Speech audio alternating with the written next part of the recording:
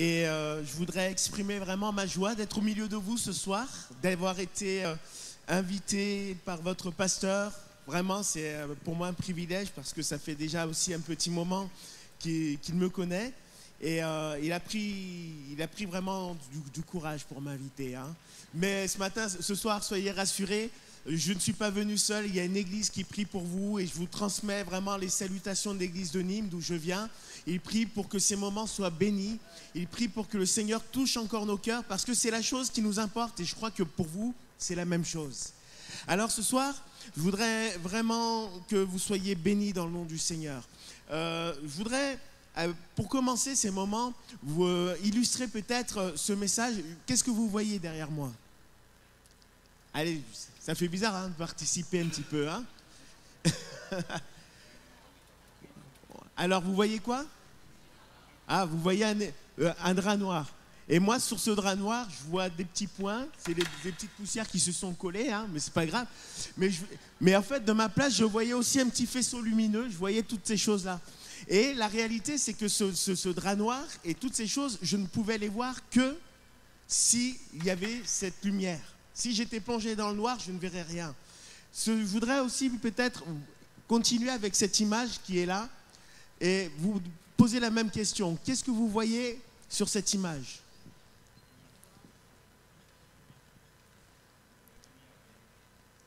D'un seul coup, tout le monde me dit « je vois la lumière ». Et pourtant, autour de cette lumière, il y a du noir. C'est l'obscurité, c'est le noir. Et il y a la lumière. Et en fait, même pour vous dire sur la véritable image, je dirais qu'il y a deux sources de lumière. Il y a la lumière, la source, qui est en fait en réalité tout en haut, et il y a la lumière projetée, celle qui est juste en dessous. Et cette image, en fait, pour moi, illustre le monde dans lequel nous vivons. Cette image illustre notre actualité et pour laquelle le Seigneur voudrait que nous puissions prendre conscience que nous avons besoin de lui. Il y a cette lumière et je voudrais vous parler justement ce soir de cette lumière de la vie que nous pouvons retrouver dans l'évangile de Jean au chapitre 1er. On va lire ces quelques versets pour aller un peu plus loin. Et ce soir, je voudrais que nous l'avons exprimé à travers ces chants, que nous puissions rencontrer Jésus, voir le Seigneur. Parce que nous avons besoin dans notre monde de voir la lumière. Si nous sommes dans le noir, le premier réflexe que nous avons, c'est de nous diriger vers la lumière. Sauf que là, lorsqu'on revient sur notre image, on irait directement sur la lumière du bas, parce qu'elle est plus grande, plus large, plus sécurisante. Et le Seigneur voudrait que nous nous orientons vers une autre lumière. Alors on va lire ces quelques versets, à partir du verset 1er de l'évangile de Jean, chapitre 1er. Au commencement était la parole, et la parole était avec Dieu, et la parole était Dieu. Elle était au commencement avec Dieu. Toutes ces choses ont été faites par elle, et rien de ce qui a été fait n'a été fait sans elle. En elle était la vie, et la vie était la lumière des hommes. La lumière, lui, dans les ténèbres, et les ténèbres ne l'ont point reçue. Il y eut un homme envoyé de Dieu, son nom était Jean, Jean le Baptiste, et il vint pour servir de témoin et pour rendre témoignage à la lumière afin que tous crussent par lui. Il n'était pas la lumière, mais il parut pour rendre témoignage à la lumière. Cette lumière était la véritable lumière qui, en venant dans le monde, éclaire tout homme. Elle était dans le monde et le monde a été fait par elle. Et le monde ne l'a point connue. Elle est venue chez les siens et les siens ne l'ont point reçue. Mais à tous ceux qui l'ont reçue et à ceux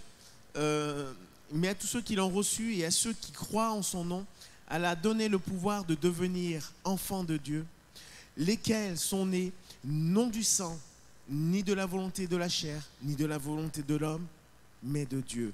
Et la parole a été faite chair et elle a habité parmi nous pleine de grâce et de vérité, et nous avons contemplé sa gloire, une gloire comme la gloire du Fils unique venu du Père. Et Jean lui a rendu témoignage et s'est écrié, c'est celui dont j'ai dit, celui qui vient après moi m'a précédé, car il était avant moi. Amen. Voilà, je voulais garder encore ce passage, ce récit en entier pour qu'on puisse un peu l'utiliser dans ces moments. Mais ce passage, en fait, moi-même, il m'avait parlé, il m'a fait beaucoup de bien. Parce qu'il y a une raison, c'est que avant j'étais dans les ténèbres, j'étais dans cette image que nous avons pu partager ensemble. Mais tout a changé le jour où j'ai rencontré Christ. Et cette vérité, c'est que nous vivons dans un monde qui court et qui va à droite et à gauche, qui a tellement d'occupations, qui est prise par tellement de choses. Et je voudrais dire que Dieu n'avait pas prévu l'homme pour qu'il puisse vivre dans les ténèbres. Lorsqu'on regarde, même à l'origine, Dieu avait prévu que l'homme puisse vivre dans sa présence, puisse vivre auprès de lui. Dieu avait prévu un plan de bonheur, avait prévu des projets pour l'homme, pour qu'il puisse vivre en sa présence. Et pourtant, il y a cette réalité, c'est qu'aujourd'hui, nous vivons dans un monde qui est plongé dans les ténèbres. Tout à l'heure, on voyait la lumière, et dans le noir, on ne voit que la lumière. Mais la première réalité, si nous voulons rencontrer le Seigneur ce soir, c'est que nous devons prendre conscience que le monde est plongé dans les ténèbres. Le monde est persécuté par les ténèbres, il est pris en otage par les ténèbres, par les soucis de la vie, par les souffrances, par les fardeaux, par toutes sortes de choses. Et la Bible nous regorge d'exemples qui montrent comment l'homme est accablé dans son cœur et dans son être intérieur. L'homme n'a pas été prévu pour cela, mais il a été prévu pour vivre. Ce soir, je voudrais te poser la question, est-ce que dans ton cœur, tu es venu et que tu as ce sentiment de vraiment vivre? De vraiment vivre. Parce que ça, c'est une expérience, l'expérience du chrétien. Ce soir, en commençant ces moments, on a évoqué tout à l'heure des sujets de prière. On a de pays qui vivent des moments difficiles, persécutés, qui vivent la souffrance. Et il y a quelque chose qui m'a toujours frappé dans ces pays. C'est qu'ils ne disent pas prier pour nous pour que nous soyons délivrés, prier pour nous pour que nous puissions aller mieux, mais ils disent prier pour nous pour qu'on puisse garder ce qu'on a reçu de Dieu, pour qu'on puisse tenir ferme. Ce qui voudrait dire que ce soir, le Seigneur a quelque chose à déposer dans votre cœur. Moi, je suis convaincu. Mais ce soir, il faut que nous puissions réaliser quelle est la véritable lumière que nous devons avoir. Aujourd'hui, à quoi ressemble un monde qui est plongé dans les ténèbres? Aujourd'hui, un monde plongé dans les ténèbres, c'est un monde qui est malade. C'est un monde qui est en pleine dépression. C'est un monde qui est perdu, qui ne sait plus où aller, qui est désorienté. C'est un monde qui est en pleine destruction. Alors que vivre à la lumière, nous avons besoin de cette lumière. Et cette lumière, elle nous sert souvent pour nous diriger. Elle nous sert pour avoir ce sentiment de sécurité. Moi, lorsque je suis à la lumière, je suis rassuré. Je n'aime pas marcher dans le noir. Et pourtant, voilà, des fois, il y en a qui aiment marcher dans le noir, mais moi, je n'aime pas. Parce que dans le noir, des fois, il y a des obstacles, il y a des choses qui font mal, il y a des choses qui nous blessent. Et on a besoin de la lumière pour se protéger. Ce soir, nous voulons réaliser que l'homme a besoin de lumière. Et c'est ce que nous voulons proposer dans ces quelques instants. Mais dans la vie, comme dans ce monde, comme dans cette image que nous avons pu voir, il y a plusieurs sources de lumière dans le monde. Il y a plusieurs sources où l'homme va puiser, où l'homme va aller chercher. Et parfois, l'homme va chercher dans des mauvaises sources.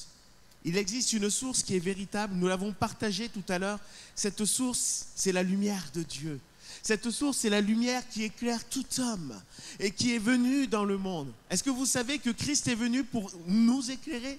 Et ce soir, il voudrait le faire. Parce qu'il y a cette vérité. L'homme est accablé. Ce soir, on peut aller chercher à plusieurs sources. Et une des premières sources que l'homme va chercher, c'est la source de l'argent. On va chercher son bonheur en pensant que l'argent fait le bonheur. Il y a souvent des sondages qui tournent en ce moment en disant « Qu'est-ce que tu préfères? Tu préfères 500 000 € ou tu préfères sauver des vies ?» Alors certains vont choisir l'argent parce que finalement ils peuvent en faire quelque chose directement. Et très peu vont chercher les choses qui ont de la valeur, la vie. Très peu vont chercher d'autres choses qui ont du sens, secourir, aider, aimer. Mais on préfère l'argent, c'est direct, ça peut contribuer au bonheur. Mais il y a un dicton que je retrouve qui dit que l'argent est un bon serviteur, mais un très mauvais maître. L'argent, c'est une mauvaise piste, parce que si tu crois qu'elle fera ton bonheur, elle fera à la fin ton malheur. Je voudrais parler de personnes célèbres, je ne citerai pas le nom puisque nous sommes enregistrés, mais un homme célèbre a marqué des générations en tournant des films. Il a été aimé, il a tourné des films, plusieurs films, il était très connu. Et cet homme a fini sa vie en se suicidant et en écrivant une lettre en disant « J'avais tout le bonheur du monde, j'avais une famille, j'avais une femme, j'avais la gloire, j'étais aimé, je n'avais aucune histoire, mais mon cœur était vide. » Mon cœur était vide. Et ce soir, je voudrais dire que l'argent n'est pas une source pour notre bonheur. Il y a des personnes qui vont aller chercher dans la lumière de la gloire des hommes. Ça veut dire qu'ils vont chercher à être reconnus, à être connus, à être aimés de tous. Et plus on va me liker, plus je vais me sentir bien. Plus je vais être vu, plus je me dirai ma vie est belle. Vous savez que notre vie, ce n'est pas une photo, ce n'est pas une vidéo qui va durer l'instant, mais notre vie, c'est le quotidien, c'est maintenant. Et ce soir, je voudrais vraiment vous encourager à être connecté à des moments comme celui-ci. Ce soir, j'étais ému en venant dans ce lieu, parce que même ces chants, mais il y avait une fille là qui était là dans le cœur, et elle m'a fait penser à une autre fille que j'ai connue dans le passé. Cette fille, c'était une trisomique, mais elle avait une prière qui jusqu'à aujourd'hui me marque. Cette prière, c'est « Je t'aime Seigneur, tu sais que je t'aime. Seigneur, je t'aime de tout mon cœur. » Et chaque dimanche, c'était ceci. Mais cette prière était tellement sincère que ça chamboulait mon cœur. C'était comme quelque chose qui me prenait. Et en fait, je me disais, mais qu'est-ce qui la prend comme ça? Qu'est-ce qui l'a saisi? C'était l'amour de Dieu. Et le jour où j'ai rencontré Jésus, eh ben, j'ai compris c'était quoi cet amour. Parce que lorsque j'ai rencontré le Seigneur, j'étais sur un chemin de vie, j'étais rempli de souffrance, de haine, de colère. J'étais environné de ténèbres. Et dans ma colère, je m'étais forgé une carapace. Ma carapace, c'était la violence. Ma carapace, c'était de devenir intouchable. Et à cause de cette carapace, je m'étais aussi environné de personnes qui étaient comme cela. Sauf que à un moment donné, je n'étais pas un mauvais garçon, mais mon fond me conduisait souvent au mauvais endroit, au mauvais moment. Et j'ai fini par me retrouver comme beaucoup dans des impasses. Et l'amour de Dieu, en fait, m'appelait. Ma maman venait à l'église. Et quand elle venait à l'église, moi, je ne voulais pas parce que j'avais connu plusieurs religions. J'avais connu plusieurs religions. Ma maman l'avait cherché à travers plusieurs mouvements. Mais c'était des religions. Et un jour, elle a rencontré Jésus. Mais moi, dans mon cœur, Jésus n'existait pas. Jésus, c'était quelque chose qu'on utilisait pour prendre l'argent des autres.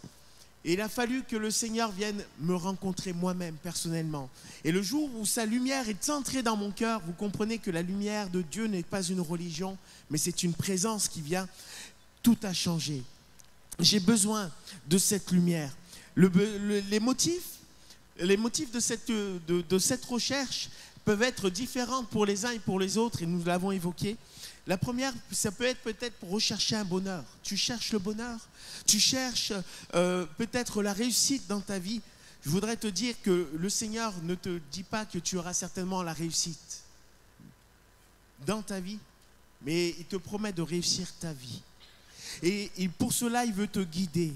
Pour cela, il faut que tu le découvres parce qu'il est celui qui veut te donner plus que même ce que tu pourrais penser. Il est celui qui veut prendre soin de toi.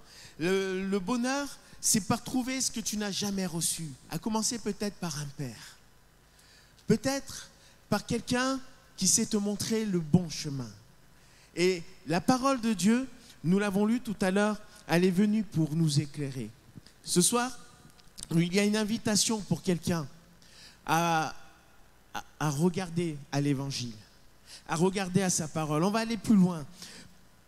Un deuxième motif qui peut nous pousser à chercher la lumière, c'est peut-être le sentiment de rechercher la paix. On a besoin de tranquillité. Les cœurs sont agités, les cœurs sont troublés. Mais le Seigneur voudrait te donner la paix. Savez-vous que Jésus est appelé le prince de la paix? Et il y a ce manque que nous avons besoin de retrouver. Ce manque, c'est la présence de Dieu. Ce soir, je voudrais m'arrêter sur cette vérité que nous avons besoin de chercher Christ, parce que c'est un message urgent. Les souffrances de ce monde, elles ont toujours existé, elles existent encore. Et je sais qu'au milieu de nous, il y a des personnes qui sont venues le cœur chargé. Il y a des personnes qui sont venues le cœur malade, le cœur brisé. Et ce soir, il y a un message pour toi. C'est que le Seigneur est capable de te relever. Il est capable de changer ton cœur. Mais ce soir, on ne cherche pas quelque chose qui va être superficiel. Le monde a couru derrière l'argent, il a couru derrière la gloire. Mais ce soir, je voudrais te dire, il faut que tu cherches la vie. La vie, c'est Jésus-Christ. Et cette lumière, elle est rattachée, justement, tout à l'heure, je parlais de source pour aller plus loin, elle est rattachée, justement, à Dieu lui-même. Tout à l'heure, on parlait de chercher Dieu. Et comment devons-nous chercher Dieu aujourd'hui? C'est en cherchant à la bonne source. Tout à l'heure, je parlais de ce grand faisceau lumineux qui était un faisceau de lumière projetée. Et souvent, on est dirigé par des choses qui sont un peu éphémères, comme cette lumière projetée. Et je voudrais vous inviter ce soir à dire que ce n'est pas le bon chemin. Le bon chemin, c'est Christ. Et comment chercher Christ aujourd'hui? Il est dit dans ce passage que nous avons lu que la lumière était la parole. La lumière était la parole. Et on commence à comprendre que finalement, recevoir cette lumière de Christ, c'est recevoir une parole. Cette parole, elle vient de Dieu. La bonne aile était la vie. La parole de Dieu, c'est pour ceux qui connaissent un petit peu, en grec, c'était le mot logos. Ça veut dire que c'était la parole même créatrice, celle qu'on retrouve même dans le premier livre de la Bible, la Genèse. C'est celle qui va créer toute chose, qui va créer la terre, qui va créer l'homme, qui va créer la vie. Et je voudrais vous dire que le Seigneur peut vous bénir parce qu'il est le créateur de la vie. La lumière projetée, elle ne crée pas la vie. Elle reproduit des choses. Et vous savez, pourquoi on parle de cela? Parce que Dieu a un ennemi. Dieu, il a un ennemi qui s'appelle le diable et qui connaît très bien le Créateur, puisqu'il a été créé par lui. Et un des désirs du diable, c'est que l'homme ne puisse pas tourner les regards vers Dieu. Et bien souvent, lorsque je regarde les récits de la Bible, notamment même dans l'Ancien Testament, dans la Genèse, le peuple d'Israël, avec ce combat que beaucoup connaissent, Pharaon, lorsque Moïse va venir les libérer de l'Égypte, Pharaon va faire quelque chose pour que le peuple d'Israël ne puisse pas écouter Moïse et Aaron. Il va augmenter la charge. Et va dire pour qu'ils ne puissent plus entendre ces paroles de mensonge. Il ne voulait pas. Mais ce soir, je crois vraiment qu'il y a un moment à part pour vous. Parce qu'il y a deux lumières. Il y a une lumière qui crée l'illusion et il y a la lumière qui crée la solution. Et la solution, c'est Christ. Cette lumière, elle nous invite à nous approcher de lui. Et dans la Bible, il y est dit qu'il n'y a que deux chemins. Deux chemins que nous pouvons emprunter pour venir à Christ. Ce soir, je ne veux pas parler simplement de vos besoins, on pourrait parler de toutes ces choses, mais je voudrais parler de la chose la plus importante, c'est la vie que Dieu veut vous donner. Et dans cette réalité, nous retrouvons qu'il y a ces deux chemins et qu'il y en a un qui est large. Entrez par la porte étroite, c'est dans Matthieu chapitre 7. Et à partir du verset 13, il est dit « Entrez par la porte étroite, car large est la porte et spacieuse est le chemin qui mène à la perdition. Et il y en a peu qui entrent par là. Et il y en a beaucoup qui entrent par là, excusez-moi. Mais étroite est la porte et resserré est le chemin qui mène à la vie. Et il y en a peu qui la trouvent. » Le chemin qui mène à Christ, c'est un chemin qui est resserré. Parce que finalement, notre vie, elle ressemble à une vie où on se charge d'un sac. Un sac qui est rempli de tout ce que nous pouvons retrouver, la souffrance, l'inquiétude, l'angoisse, toutes ces choses. Et le Seigneur nous dit qu'il y a un chemin qui est resserré. Il veut qu'on se dépouille de toutes ces choses pour venir jusqu'à lui. Mais aussi parce que ce chemin, il est resserré parce qu'il n'y a pas 10 000 solutions pour avoir le secours de Dieu. Ce soir, le secours de Dieu ne vient que par la croix. La parole de Dieu nous révèle Jésus-Christ. Mais Jésus-Christ qui était déjà dans le ciel dès le commencement, c'est ce que Jean-Baptiste va dire dans la fin du récit que nous avons lu. C'était celui qui était là même avant moi. Mais il a quitté son ciel de gloire. Il a donné sa vie sur la croix. Il s'est dépouillé lui-même, ne regardant pas son égal à Dieu. Il ne s'est pas comparé à Dieu, mais il s'est dépouillé. Il est venu sur la terre prenant la condition d'un homme et il s'est rendu obéissant jusqu'à la mort de la croix. La croix, c'est pour toi et c'est pour moi. Mais il y a cette obéissance à la parole. Et si ce soir tu veux recevoir la vie, il faut réaliser une chose, c'est qu'il va devoir y avoir un changement. Un mot qui va faire peur peut-être bientôt. Il faut convertir ton chemin. Il faut changer de direction. Il faut que tu te repentes. Ça veut dire qu'il faut que tu abandonnes le péché. Il faut que tu abandonnes ta course folle. Il faut que tu abandonnes ta mauvaise façon de chercher. C'est ce que la Bible dit, une mauvaise façon de vivre. Vivre sans Dieu, c'est vivre sans la vie, la véritable vie. Et ce soir, en acceptant la croix, la première chose que le Seigneur veut faire, c'est te donner la vie. À celui qui a cru et à celui qui l'a reçu, il lui a été donné le pouvoir de devenir enfant de Dieu, lesquels sont nés non de la chair ni du sang, mais de la volonté de Dieu. Et ce soir, le Seigneur veut te faire naître dans sa présence. Et dans sa présence, et uniquement dans sa présence ce soir, le miracle est possible. Uniquement dans sa présence, ce qui était passé peut devenir nouveau. Uniquement dans sa présence, ton chemin qui était voué à la perdition peut devenir un chemin de réussite. Moi, je dis merci Seigneur. Tout à l'heure, j'en ai pas parlé, mais quand j'ai dit oui à Jésus, j'étais dans un commissariat de police. J'allais trop loin. J'étais allé trop loin. Et pourtant, j'entendais l'évangile. Et un jour, dans ce commissariat, ces paroles ont résonné. J'ai dit, Seigneur, écoute, si tu existes, c'est maintenant ou jamais. Et le Seigneur répond. Ce soir, je voudrais t'inviter à répondre à cette demande. Veux-tu de Jésus-Christ dans ce lieu? Je vais parler de deux personnes que Jésus va rencontrer en un même lieu. Ce soir, qui va nous parler de comment recevoir Jésus-Christ. Jésus va être invité chez un homme, un pharisien. Cet homme s'appelle Simon. Et lui, il est fier de recevoir. Il sait que Jésus est un homme extraordinaire. Il accomplit des miracles qui viennent de Dieu. Il a une parole de sagesse qui surprend même les hauts placés. C'est quelqu'un qui est religieux, qui est croyant. Et il invite Jésus. Il est fier de l'inviter.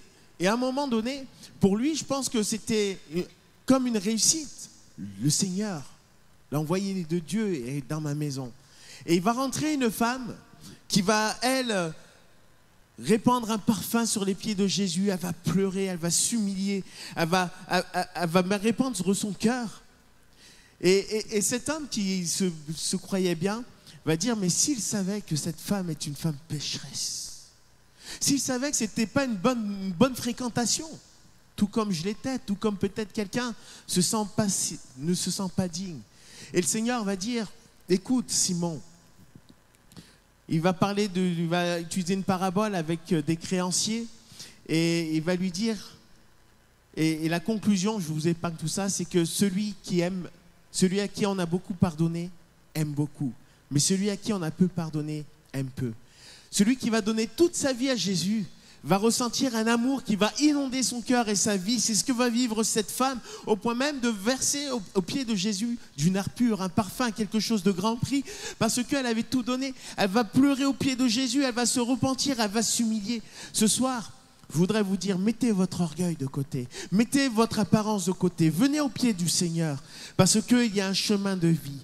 La véritable lumière, elle va donner la vie et c'est à travers la parole de Dieu. Jésus dit, or la vie éternelle, c'est qu'ils te connaissent, toi le seul vrai Dieu et celui que tu as envoyé, Jésus-Christ.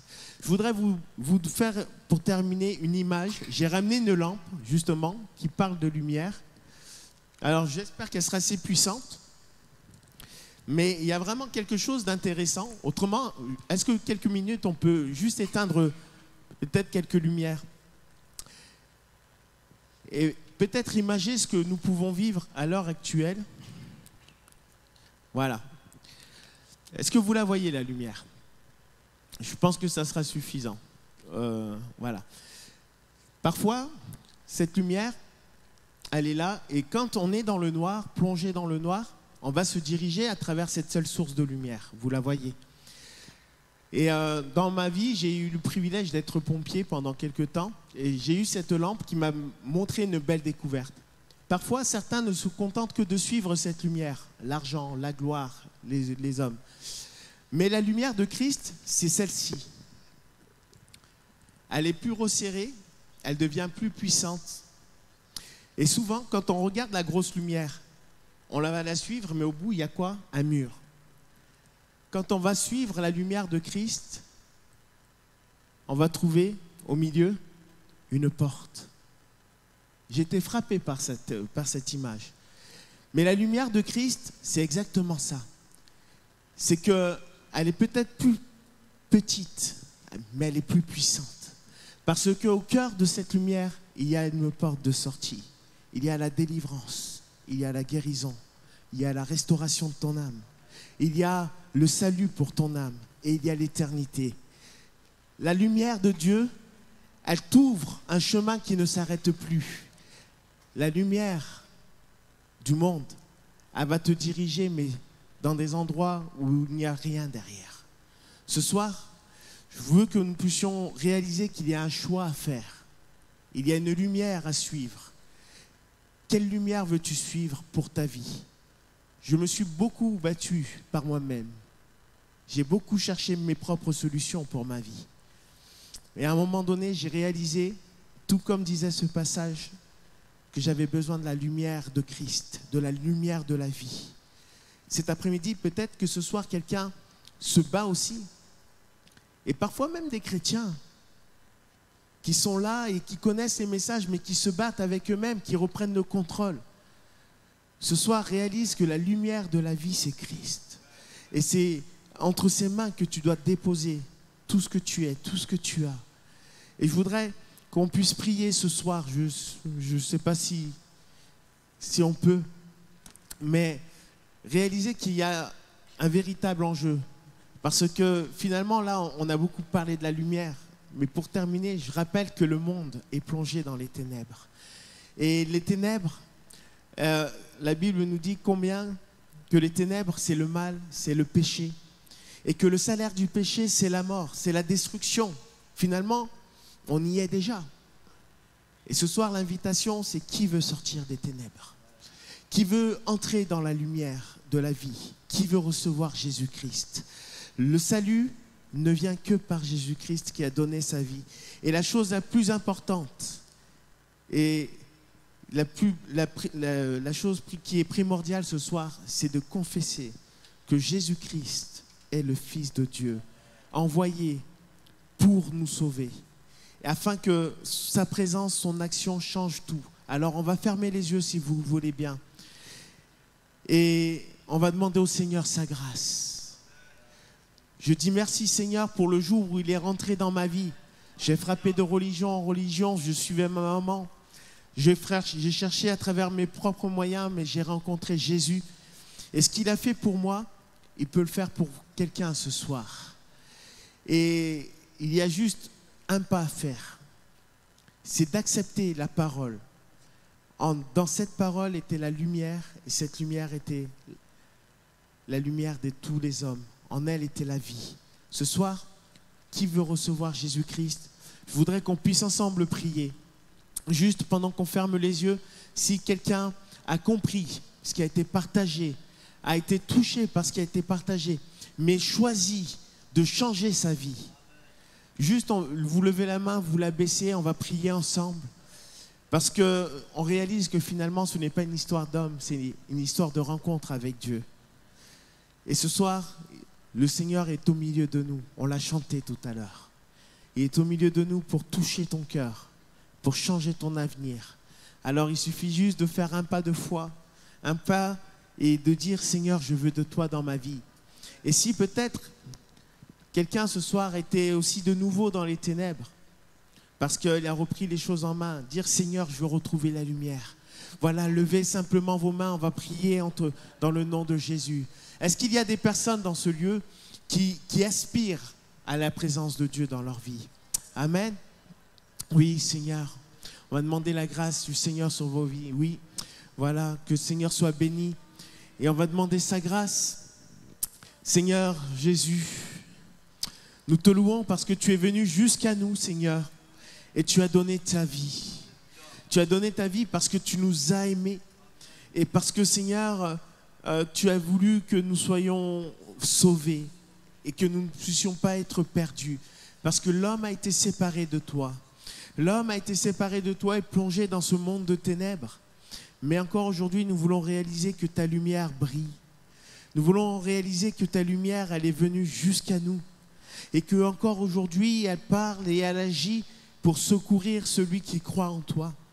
Et Seigneur, je te prie maintenant que ceux qui ont levé leurs mains et qui ont choisi de s'approcher de toi, Seigneur, ne puissent pas simplement adhérer à un message ou à une religion, mais qu'ils rencontrent le Dieu de la vie, le Dieu vivant et vrai. Ce soir, tu visites, tu transformes, tu remplis de ton esprit. Tu veux conduire ces vies et qui se confient en toi, Seigneur. Et nous te bénissons pour cela. Et nous te disons merci.